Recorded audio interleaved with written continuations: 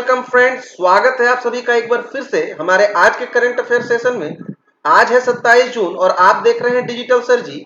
आज हम 27 जून से संबंधित जितने भी महत्वपूर्ण प्रश्न हो सकते हैं उन सभी को डिटेल्स में डिस्कस करने वाले हैं, तो वीडियो के अंत तक जरूर बने रहें।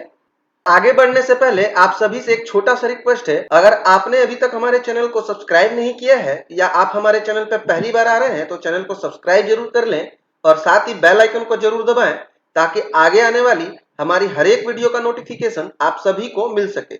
और फ्रेंड्स, आज के वीडियो का जो क्वेश्चन का पीडीएफ लिंक है वो आपको हमारे वीडियो के नीचे डिस्क्रिप्शन बॉक्स में मिल जाएगा। तो चलिए ज्यादा समय न लेते हुए आज का सेशन शुरू करते हैं और सीखते हैं। तो फ्रेंड्स, आज के सेशन का हमारा पहला क्वेश्चन है, which of the following country along with India have jointly launched the tax inspectors without borders TIWB initiative for strengthening the tax administration of that country.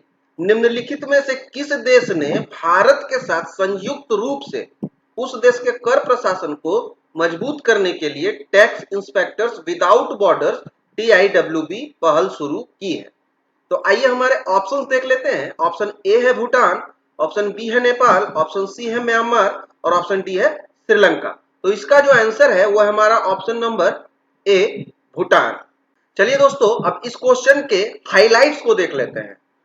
तो फ्रेंड्स, इस क्वेश्चन के highlights को जानने से पहले आप लोगों को आज एक इंपॉर्टेंट सा बात बता दूं कि आप जो क्वेश्चन करते हैं, जैसे कि ये एक पहला क्वेश्चन इस सेशन का जो आया हुआ है, तो ये क्वेश्चन एक ही क्वेश्चन नहीं है, इसमें बहुत सारे क्वेश्चन है। जैसे कि हाइलाइट्स में हम बताएंगे अभी कि जो जो हाइलाइट्स है वो आपका क्वेश्चन उस टाइप से बन सकता है। तो इतने टाइप से क्वेश्चन पूछे जा सकते हैं। बहुत कोई को लगता है कि ये एक क्वेश्चन है, इसका ये आंसर हुआ तो ये हो गया, लेकिन ऐसा नहीं है। आप एक क्वेश्चन के हाइलाइट्स को तोड़ तोड़ के पढ़िए और उसे समझिए, तो जल्दी याद भी होगा और चीजें जो है आपके दिमाग में बैठ भी जाएंगी। क्लियर है यहां तक? आइए देखते हैं इस क्वेश्चन के हाइलाइट्स को कि इस क्वेश्चन का हाइलाइट्स क्या है। तो क्वेश्चन क्या है, which of the following country along with India. तो दो कंट्री कौन कौन? तो एक इंडिया है और एक भूटान है। ये हो गया पहला हाईलाइट। अब आगे देखते हैं, have jointly launch the tax inspector without borders. तो एक हाईलाइट हो गया ये, tax inspector without borders TIWB। अब यहाँ पे एक क्वेश्चन पूछ सकता है कि TIWB का फुल फॉर्म क्या होगा। तो TIWB का फुल फॉर्म हो जाएगा टैक्स इंस्पेक्टर्स विदाउट बॉर्डर। ये सब हाइलाइट्स है। इसी तरह जो भी क्वेश्चन बनता है करंट अफेयर का, सभी को इसी तरह तोड़ के पढ़िए, हाइलाइट्स देखिए क्या क्या है। ठीक है, तो यहाँ पे TIWB जो है, इसका जो फुल फॉर्म होता है टैक्स इंस्पेक्टर विदाउट बॉर्डर, तो ये किन किन दो देशों के बीच हुआ है संयुक्त रूप से? तो ये इंडिया और भूटान के बीच हुआ है। क्लियर है? अब यहाँ पे एक कंट्री का नाम आया है भूटान। तो आइए भूटान के बारे में डिटेल से जानते हैं। तो फ्रेंड्स, क्वेश्चन में दो चीजें थी, एक तो एक कंट्री का नाम था भूटान, उसे डिस्कस करते हैं, और एक था जो इंडिया और भूटान के बीच जो एग्रीमेंट साइन हुआ टैक्स इंस्पेक्टर विदाउट बॉर्डर, उसे भी डिस्कस करते हैं। तो आइए सबसे पहले भूटान के बारे में जानते हैं। जैसा कि आप अभी यहाँ ये वर्ल्ड का मैप देख पा रहे हैं और यहाँ जो छोटा सा ग्रीन कलर का एरिया देख पा रहे हैं, ये है कंट्री भूटान। और यहाँ जो ये फ्लैग देख रहे हैं, ये है भूटान का फ्लैग। बीच में ड्रैगन बना हुआ है और टॉप में येलो है कॉर्नर टू कॉर्नर डायगोनली, और नीचे ऑरेंज कलर है। क्लियर है? आइए यहाँ देखते हैं, भूटान के जो वर्तमान किंग है वो है जिग्मे खेसर नामग्याल वांगचुक। क्लियर है? और वहां के जो वर्तमान प्राइम मिनिस्टर वो है लोते त्शेरिंग। और वहां की जो कैपिटल है, भूटान का जो कैपिटल वो है थिम्पू, और वहां की जो मुद्रा है, करेंसी, वो है निगुल्ट्रम। अब ये टैक्स इंस्पेक्टर विदाउट बॉर्डर क्या है, आइए देखते हैं उसे। Tax inspector without border TIWB पहल 2015 में शुरू की गई थी। कब शुरू की गई थी? तो 2015 में। इसका मुख्य उद्देश्य विकासशील देशों की ऑडिटिंग क्षमता को मजबूत करना है। उसके बाद है, यह संयुक्त राष्ट्र विकास कार्यक्रम UNDP United Nation Development Programme और आर्थिक सहयोग और विकास संगठन OECD Organization of Economic Cooperation Development की एक संयुक्त पहल है। क्लियर है यहाँ तक? ये दोनों मिलके, ये जो पहल है टैक्स इंस्पेक्टर विदाउट बॉर्डर, इन दोनों ने मिलके इसे लाया है। क्लियर है? आइए आगे देखते हैं। TIWB पहल ने 45 देशों से 80 कार्यक्रम पूरे किए हैं। टोटल 45 देश में 80 कार्यक्रम पूरा किया है TIWB। यहां तक क्लियर है? चलिए बढ़ते हैं हमारे अगले प्रश्न की ओर। फ्रेंड्स हमारा नेक्स्ट क्वेश्चन है which of the following company along with Reliance Jio Infocomm Limited are embarking on a comprehensive long term strategic relationship with a goal of powering 5G in enterprise and consumer segment nationwide। निम्नलिखित में से कौन सी company Reliance Jio Infocomm limited के साथ मिलकर देश भर में उद्यम और उपभोक्ता क्षेत्रों में 5G को सशक्त बनाने के लक्ष्य के साथ एक व्यापक दीर्घकालिक रणनीति संबंध शुरू कर रही है। तो आइए हमारे ऑप्शन देख लेते हैं। ऑप्शन ए है फेसबुक, ऑप्शन बी है माइक्रोसॉफ्ट, ऑप्शन सी है गूगल क्लाउड और ऑप्शन डी है टेस्ला। तो इसका जो आंसर है वो हमारा option number C Google Cloud. अब आइए इस क्वेश्चन के हाइलाइट्स को देखते हैं। यहाँ पे दो कंपनी है, एक है रिलायंस जियो इंफोकॉम लिमिटेड और दूसरा है गूगल क्लाउड। ये दोनों कंपनी मिलकर किस चीज के लिए पार्टनरशिप किया है, तो आइए देखते हैं। ये देश भर में उद्यम और उपभोक्ता क्षेत्रों में 5G को सशक्त बनाने के लक्ष्य के साथ पार्टनरशिप किया है। क्लियर है? चलिए बढ़ते हैं हमारे आगे के डिटेल्स की ओर और जानते हैं। दो कंपनी का नाम आया, एक रिलायंस जियो और एक गूगल क्लाउड। तो दोनों के बारे में डिटेल से डिस्कस करते हैं। तो फ्रेंड्स सबसे पहले आइए जानते हैं गूगल के बारे में। तो गूगल एक सर्च इंजन है और यहाँ पे देखिए फाउंडर जो है गूगल के वो है लेरी पेज और सर्जे ब्राइन। क्लियर है? और इसके जो वर्तमान सीईओ है वो है सुंदर पिचाई और इसका जो फॉर्मेशन हुआ था गूगल का इस्टेब्लिशमेंट हुआ था 4 सितंबर 1998 को, 4 सितंबर 1998 को। क्लियर है? और इसका जो हेडक्वार्टर है वो है कैलिफोर्निया यूएसए में। चलिए बढ़ते हैं आगे के डिटेल्स की ओर और जानते हैं रिलायंस जियो के बारे में। तो फ्रेंड्स रिलायंस जियो के जो फाउंडर हैं और वर्तमान में जो चेयरमैन है वो है मुकेश अंबानी। ये इसके चेयरमैन भी है रिलायंस जियो के और इसके फाउंडर भी हैं। और वर्तमान में जो रिलायंस जियो के एमडी हैं वो है संदीप दास और इसका जो फॉर्मेशन हुआ था, इसका जो स्टैब्लिशमेंट हुआ था रिलायंस जियो का, वो हुआ था 15 फरवरी 2007 में। यहां तक क्लियर है? और रिलायंस जियो का जो हेडक्वार्टर है वो है मुंबई महाराष्ट्र। चलिए बढ़ते हैं हमारे अगले प्रश्न की ओर। फ्रेंड्स हमारा नेक्स्ट क्वेश्चन है which of the following company along with NSDC announced an alliance to launch the digital skill champions program that aims to train India's youth on digital skills in order to make them employment ready। निम्नलिखित में से किस company ने NSDC के साथ मिलकर digital skill champions programme शुरू करने के लिए गठबंधन की घोषणा की, जिसका उद्देश्य भारत के युवाओं को रोजगार के लिए तैयार करने के लिए डिजिटल कौशल पर प्रशिक्षित करना है। तो आइए हमारे ऑप्शन देख लेते हैं। ऑप्शन ए है फेसबुक, ऑप्शन बी है माइक्रोसॉफ्ट, ऑप्शन सी है रिलायंस जियो और ऑप्शन डी है व्हाट्सएप। तो इसका जो आंसर है वो हमारा ऑप्शन नंबर डी व्हाट्सएप। अब आइए इस क्वेश्चन के हाइलाइट्स को देख लेते हैं। क्वेश्चन में एक नाम आया एनएसडीसी और दूसरा नाम आया है व्हाट्सएप। ये दोनों मिलकर एक प्रोग्राम लॉन्च किया है जिसका नाम है डिजिटल स्किल चैंपियंस प्रोग्राम। तो और ये किस लिए किया है, तो आइए इसका हाइलाइट्स देख लेते हैं। That aims to train India's youth on digital skill in order to make them employment ready, है ना, जिसका उद्देश्य भारत के युवाओं को रोजगार के लिए तैयार करने के लिए डिजिटल कौशल पर प्रशिक्षित करना है। ये क्लियर है यहां तक? अब यहाँ पे दो चीजें हैं, एक है एनएसडीसी और एक है व्हाट्सएप। आइए इन दोनों को डिटेल्स में डिस्कस करते हैं। तो फ्रेंड्स सबसे पहले आइए व्हाट्सएप को जानते हैं। ये जो आप लोगो देख पा रहे हैं सभी कोई जानते हैं, ये व्हाट्सएप का लोगो है और व्हाट्सएप का जो पेरेंट ऑर्गेनाइजेशन वो है फेसबुक। यानी फेसबुक ने व्हाट्सएप को एक्वायर कर लिया था 19 फरवरी 2014 को। क्लियर है? इसलिए फेसबुक जो है व्हाट्सएप की पेरेंट ऑर्गेनाइजेशन कंपनी है। क्लियर है? आइए देखते हैं व्हाट्सएप का जो स्टैब्लिशमेंट हुआ था वो हुआ था 2009 में और इसका जो हेडक्वार्टर है वो है कैलिफोर्निया यूएसए में। और इसके जो फाउंडर हैं व्हाट्सएप के वो हैं जेन कॉम और ब्रायन एक्टन। क्लियर है यहां तक? चलिए बढ़ते हैं आगे और जानते हैं एनएसडीसी के बारे में। तो फ्रेंड्स एनएसडीसी का नाम आया था क्वेश्चन में, तो सबसे पहले एनएसडीसी का फुल फॉर्म जान लेते हैं। एनएसडीसी का फुल फॉर्म होता है national skill development corporation. Clear है? और एनएसडीसी के जो वर्तमान चेयरमैन है वो है एएम नायक और इसके जो वर्तमान एमडी और सीईओ है वो है मनीष कुमार। और इसका जो फॉर्मेशन हुआ था एनएसडीसी का इस्टेब्लिशमेंट हुआ था वो हुआ था 2008 में, और एनएसडीसी का जो हेडक्वार्टर है वो है न्यू दिल्ली, इंडिया। क्लियर है यहां तक? चलिए बढ़ते हैं हमारे अगले प्रश्न की ओर। तो फ्रेंड्स हमारा नेक्स्ट क्वेश्चन है, which of the following insurance company has launched a centralized web-based workflow-based IT platform called EPGS? निम्नलिखित में से किस बीमा कंपनी ने EPGS नामक एक केंद्रीकृत वेब आधारित वर्कफ्लो आधारित आईटी प्लेटफॉर्म लॉन्च किया है? तो आइए हमारे ऑप्शन देख लेते हैं। ऑप्शन ए है Bhartiya AXA life insurance, option B है life insurance corporation of India यानी LIC, ऑप्शन सी है आईसीआईसीआई लोम्बार्ड, और ऑप्शन डी है बजाज आलियान। तो इसका जो आंसर है वो हमारा option number B, Life insurance corporation of India यानी LIC। अब यहाँ पे क्या क्या हाइलाइट्स है, एक है LIC, और ये जो प्लेटफॉर्म लाया गया है LIC के द्वारा उसका नाम है EPGS। तो आइए दोनों को डिटेल्स में डिस्कस करते हैं।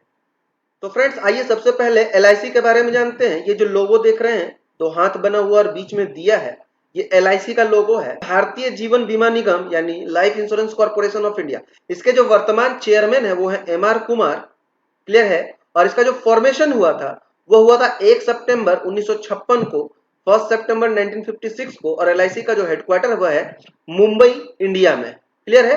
और आइए यहाँ जो LIC के द्वारा एक आईटी प्लेटफॉर्म लाया गया है EPGS, उसके बारे में कुछ डिटेल्स है, उसे डिस्कस करते हैं।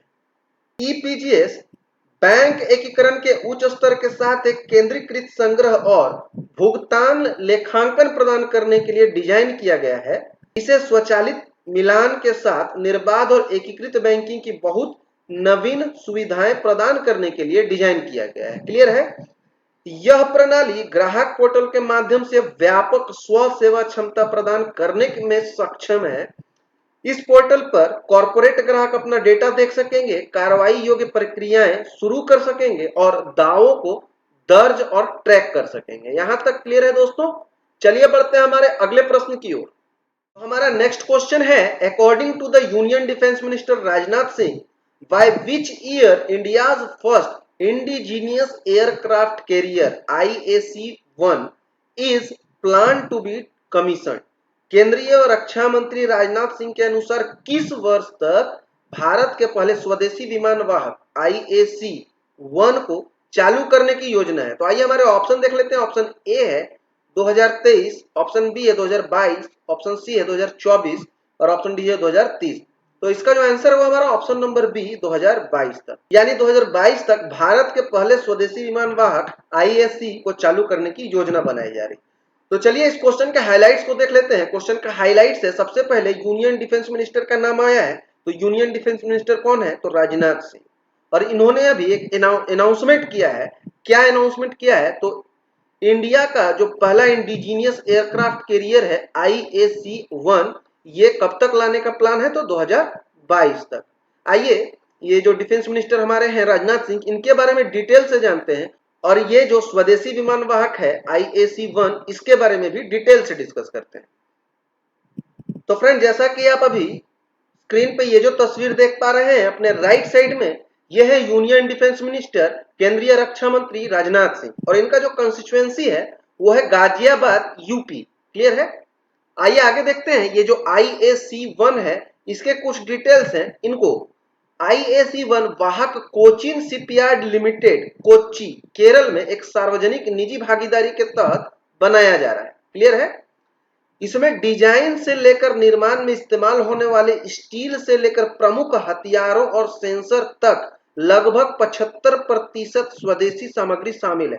मतलब ये जो IAC-1 बनाया जा रहा है, इसमें जितना भी सामग्री लगा हुआ है उसमें से लगभग 75% इंडिया का सामग्री लगा हुआ है, स्वदेशी सामग्री लगा हुआ है। क्लियर है? आइए आगे देखते हैं। IAC-1 नौसेना में शामिल होने से पहले समुद्री परीक्षणों की एक श्रृंखला से गुजरना होगा। यहाँ पे जो ये IAC-1 लाएगा उसका नाम जो दिया गया है विक्रांत।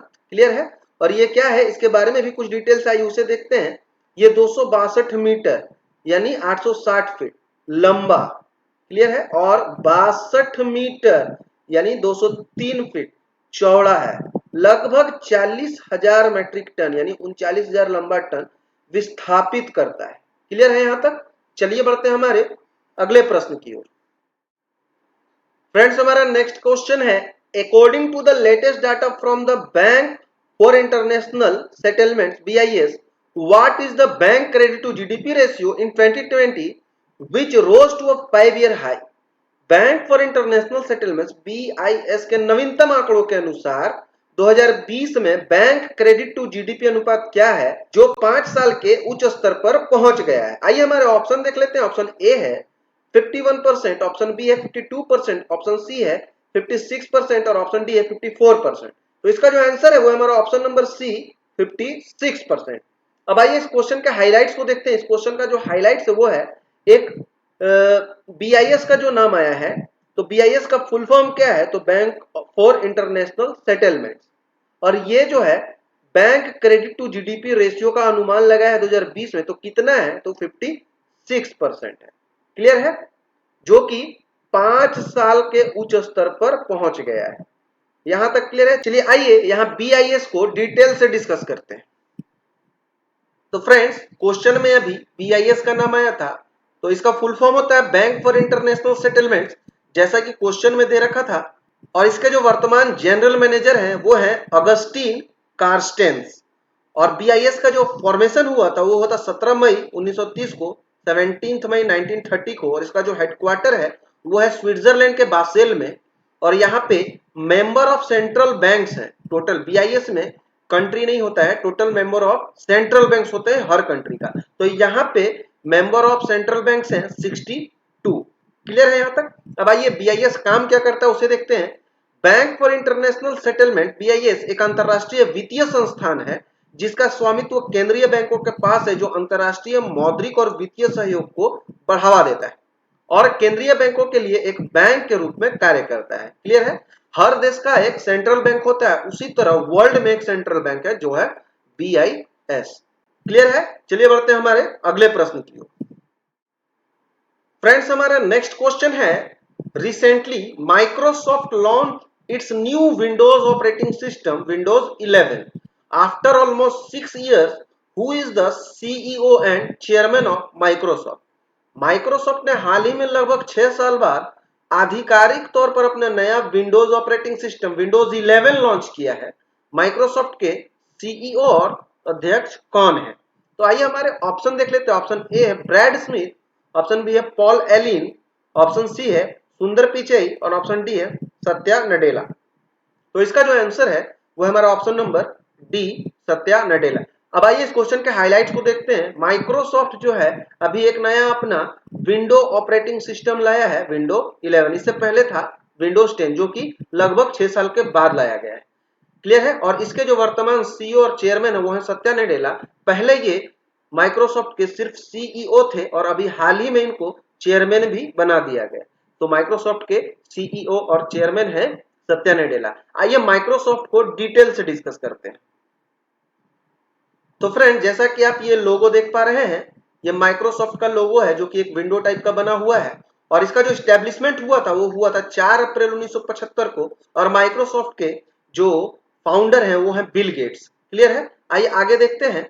इसका जो हेडक्वार्टर है वो है वॉशिंगटन USA में। और वर्तमान में माइक्रोसॉफ्ट के जो चेयरमैन और CEO है वो है सत्या नडेला। क्लियर है यहाँ तक। चलिए बढ़ते हैं हमारे अगले प्रश्न की ओर। फ्रेंड्स, हमारा नेक्स्ट क्वेश्चन है, the central government has declared smart city award 2021। Which of the following city emerged on the top for their overall development? केंद्र सरकार ने स्मार्ट सिटी अवार्ड 2021 घोषित किया है। निम्नलिखित में से कौन सा शहर अपने समग्र विकास के लिए शीर्ष पर उभरा है? तो आइए हमारे ऑप्शन देख लेते हैं। ऑप्शन ए है इंदौर, ऑप्शन बी है शिमला, ऑप्शन सी है सूरत और ऑप्शन डी है ए एंड सी बोथ। तो इसका जो आंसर हुआ हमारा option number D A and C both, यानी इंदौर और सूरत दोनों। मतलब इंदौर और सूरत दोनों को उसके समग्र विकास के लिए शीर्ष पर स्थान दिया गया है। ओवरऑल डेवलपमेंट के लिए 2021 का जो स्मार्ट सिटी अवार्ड है उसमें शीर्ष पर रखा गया है। अब देखिए दोस्तों, यहाँ पे एक चीज है, ये जो अभी गवर्नमेंट के द्वारा स्मार्ट सिटी अवार्ड 2021 जो जारी किया गया, इसमें बहुत सारा कैटेगरी है। तो यही एक क्वेश्चन नहीं बनेगा, इसमें बहुत सारे क्वेश्चन बन सकते हैं। तो आइए उसे देखते हैं। और सभी को डिटेल्स में बताना संभव नहीं है, इसलिए आप चाहे तो वीडियो को पॉज करके वो सारे जो कैटेगरी हैं उन्हें नोट डाउन कर सकते हैं और उन्हें याद कर सकते हैं। क्लियर है। चलिए बढ़ते हैं आगे के डिटेल्स की ओर और देखते हैं।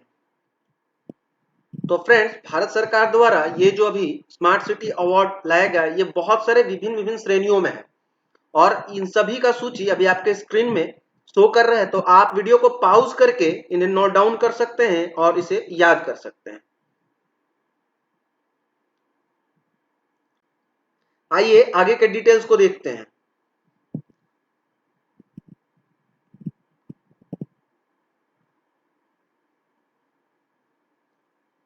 तो फ्रेंड्स, मैं आशा करता हूं आप सभी ने इन सभी डिटेल्स को नोट डाउन कर लिया होगा। आइए हम बढ़ते हैं हमारे अगले प्रश्न की ओर। तो फ्रेंड्स, हमारा नेक्स्ट क्वेश्चन है, in which of the following date international day in support of victims of torture is observe every year. निम्नलिखित में से किस तिथि को अत्याचार पीड़ितों के समर्थन में अंतरराष्ट्रीय दिवस प्रतिवर्ष मनाया जाता है? तो आइए हमारे ऑप्शन देख लेते हैं। ऑप्शन ए है 26 जून, ऑप्शन बी है 27 जून, ऑप्शन सी है 24 जून और ऑप्शन डी है 25 जून। तो इसका जो आंसर है वो हमारा ऑप्शन नंबर ए। आइए इस क्वेश्चन के डिटेल्स को डिस्कस करते हैं। तो फ्रेंड्स, ये जो international day in support of victim of torture day जो मनाया जाता है उसके बारे में कुछ डिटेल्स है। संयुक्त राष्ट्र महासभा ने 12 दिसंबर 1997 को 52/149 प्रस्ताव को पारित किया और हर साल 26 जून को अत्याचार को खत्म करने और इसलिए अत्याचार और अन्य क्रूर, अमानवीय या अपमानजनक उपचार या सजा के खिलाफ कन्वेंशन के प्रभावी कामकाज के लिए यातना के पीड़ितों के समर्थन में संयुक्त राष्ट्र अंतर्राष्ट्रीय दिवस मनाने का निर्णय लिया था। क्लियर है? और फ्रेंड्स, 26 जून को ही एक और दिवस मनाया जाता है, आइए उसे देखते हैं। तो फ्रेंड, 26 जून को ही एक और दिवस मनाया जाता है, international day against drug abuse and illicit trafficking. Clear है? ये भी 26 जून को ही मनाया जाता है। आइए इसके बारे में कुछ डिटेल्स उसे देखते हैं। 7 दिसंबर 1987 को संयुक्त राष्ट्र महासभा ने 26 जून को नशीली दवाओं के दुरुपयोग और अवैध तस्करी के खिलाफ अंतर्राष्ट्रीय दिवस के रूप में मनाने का फैसला किया, जो कि एक प्रस्ताव 42/112 पारित करके नशीली दवाओं के दुरुपयोग से मुक्त अंतरराष्ट्रीय समाज के लक्ष्यों को प्राप्त करने के लिए कार्रवाई और सहयोग को मजबूत करने के अपने दृढ़ संकल्प की अभिव्यक्ति के रूप में है। क्लियर है यहां तक? और इस वर्ष जो है 2021 में international day against drug abuse and illicit trafficking का जो थीम था, जो विषय था, वो है share facts on drugs save lives. Share facts on drugs save lives. Clear है यहां तक? चलिए बढ़ते हैं हमारे अगले प्रश्न की ओर। तो फ्रेंड्स, आज के सेशन का हमारा अंतिम क्वेश्चन है, which of the following state UT launch मुख्यमंत्री कोविड-19 परिवार आर्थिक सहायता योजना to provide financial assistance to the families who lost a member due to a कोविड-19 पैंडेमिक। निम्नलिखित में से किस राज्य या केंद्र शासित प्रदेश ने कोविड-19 महामारी के कारण सदस्य को खोने वाले परिवारों को वित्तीय सहायता प्रदान करने के लिए मुख्यमंत्री कोविड-19 परिवार आर्थिक सहायता योजना शुरू की है? तो आइए हमारे ऑप्शंस देख लेते हैं। ऑप्शन ए है हरियाणा, ऑप्शन बी है पुडुचेरी, ऑप्शन सी है दिल्ली और ऑप्शन डी है राजस्थान। तो इसका जो आंसर है वो हमारा ऑप्शन नंबर सी, दिल्ली। तो आइए इस क्वेश्चन के हाइलाइट्स को देख लेते हैं। एक अभी योजना लाया गया है, योजना का नाम है मुख्यमंत्री कोविड-19 परिवार आर्थिक सहायता योजना। तो ये कौन लाया है? तो ये दिल्ली सरकार लाया है। क्लियर है? अब किस लिए लाया है? तो to provide financial assistance to the families who lost a member due to a कोविड-19 पैंडेमिक। मतलब कोविड-19 महामारी के कारण परिवार के सदस्य को खोने वाले परिवारों को वित्तीय सहायता प्रदान करने के लिए यह जो है योजना लाया गया है। क्लियर है? क्योंकि एक यूटी का नाम है दिल्ली, इसके बारे में डिटेल से डिस्कस करते हैं। तो फ्रेंड्स, क्वेश्चन में यूटी दिल्ली का नाम आया था, इसे हमने पहले के अपने वीडियो में भी डिस्कस किया हुआ है। आइए फिर से एक बार डिस्कस करते हैं। इसी तरह जो है हर एक वीडियो में कुछ ना कुछ चीजें जो है बार बार रिपीट होती हैं, तो चीजों को याद करने की जरूरत नहीं है। आप बस वीडियो को पूरा देखिए, ठीक से देखिए और चीजें जो है ऐसे ही दिमाग में बैठती जाएंगी। क्लियर है? चलिए बढ़ते हैं आगे और समझते हैं। ये जो अभी आप इंडिया का यहाँ जो ये मैप देख पा रहे हैं, ये जो छोटा सा रेड कलर का एरिया है, ये है यूनियन टेरिटरी दिल्ली, जो कि इंडिया का कैपिटल भी है, भारत की राजधानी भी है। और इसका जो फॉर्मेशन हुआ था as a UT, as a union territory, वो हुआ था 1956 में। और इसका जो कैपिटल है दिल्ली का, वो है न्यू दिल्ली। यहाँ पे जिलों की कुल संख्या है 11 और टोटल लेजिस्लेचर सीट है, टोटल विधानसभा सीट की संख्या है 70 और राज्यसभा सीटों की कुल संख्या है 3 और यहाँ पे लोकसभा सीट जो है वो है 7 सीटें। क्लियर है यहाँ तक? और यहाँ जो आप अभी ये जो तस्वीर देख पा रहे हैं अपने लेफ्ट साइड में नीचे हैं दिल्ली के वर्तमान chief minister Arvind Kejriwal. Clear है? और यहाँ जो अपने राइट साइड में नीचे ये जो तस्वीर देख पा रहे हैं ये है दिल्ली के वर्तमान लेफ्टिनेंट गवर्नर अनिल बैजल। यहाँ तक क्लियर है दोस्तों? तो फ्रेंड्स आज के करंट अफेयर का सेशन यहीं समाप्त होता है। अगर आपको हमारा आज का ये वीडियो पसंद आया है तो वीडियो को ज्यादा से ज्यादा लाइक करें, शेयर करें, कमेंट करें और चैनल को सब्सक्राइब जरूर कर लें और साथ ही बेल आइकन को जरूर दबाएं ताकि आगे आने वाली हमारी हर एक वीडियो का नोटिफिकेशन आप सभी को मिल सके। चलिए मिलते हैं हमारे 28 जून के करंट अफेयर सेशन में। तब तक के लिए सीखते रहिए और सिखाते रहिए।